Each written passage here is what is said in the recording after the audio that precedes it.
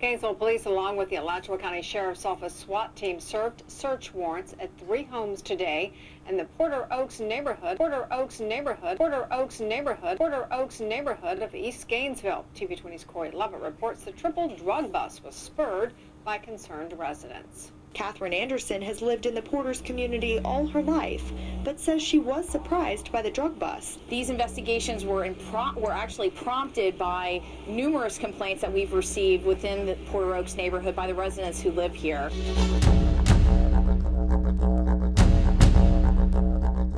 We saw prostitutes, drug dealers, John's picking up prostitutes. We saw drug deals right in front of us. Oh man, if I could go on and on and on and tell you about everything that's happened in this neighborhood. Well, I am originally from Porters.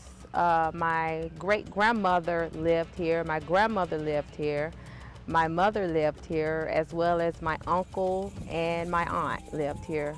I'm like a fourth-generation Porters resident. Back when I was coming up, you had people that would come into the community and have drugs and prostitution and violence and things of that nature. Good afternoon, S&S Cleaners. When we would close up shop, because it was 9 times out of 10 it was dark, we would leave the building together, get in our cars, and leave at the same time because of the way the neighborhood was. You'd never know what was going to happen. You used to see a lot of parents walking their kids to wherever they wanted to go. It was bad. I've only been here for 10 years, so if it was that bad, up until the street improvements and the garden and stuff, I can just imagine what it was like before. I became concerned. I was concerned for our children in the future and the state of this community. And so I started volunteering. For a number of years, we felt like we were enclosed, that we were secluded, because we had the railroad tracks bordering 6th Street, and it was a fence there that kind of kept us in. You know, we were kept in, and University of Florida was on the other side of the tracks, and we just always felt like we were in a fishbowl. And I think now that the development has taken place and we have a new rail trail, things are opening up and we are beginning to blossom.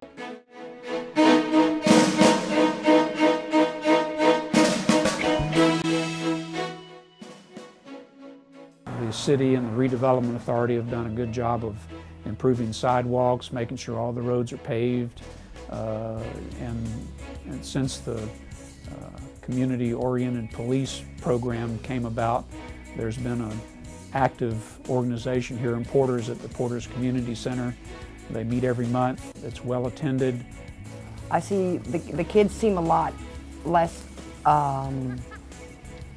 inhibited to walk by themselves from the bus to home, where they would walk in groups. Now they walk home. And it's all because that we don't have any more drug dealers. We're not seeing any drug dealers. We're not seeing any prostitutes. The improvements to the neighborhood. I think the garden has helped the community a lot too, because they're providing for themselves, a lot of it too.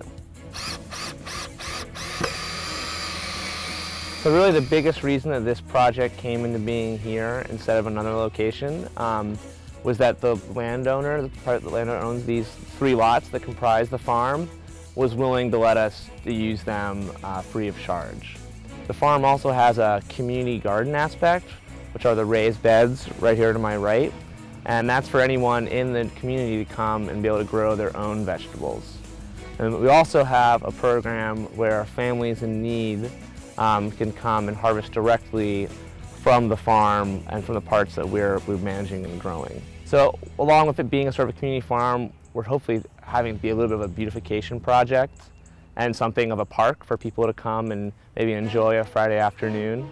So one of the great joys that I've had working here, is a lot of times in the afternoon, especially when the kids come out of school, they'll just come walking right over and hang out and either play on the straw bales or want to help out with this or that. So it's really been wonderful how much we've been embraced and supported by the community here in Porters.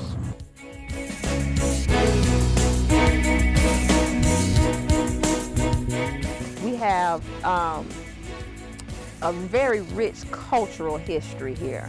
And part of that history is, as you may know, the University of Florida played their first ever home football game here on this field and it's in the Porter's community.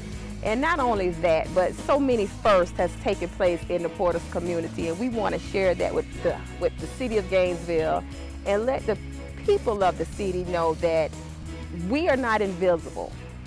You know, we are a historically rich community, and we want to share our experiences, our culture, our history with everyone else, because we are a very integral part of this city, and we're very significant to the city.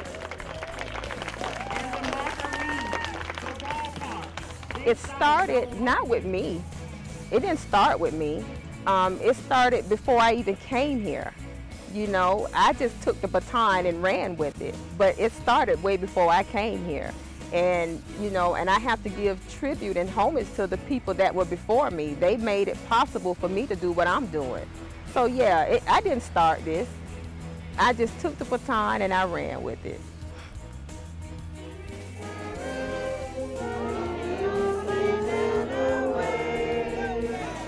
We want everybody to understand that the Porter's community is here to stay.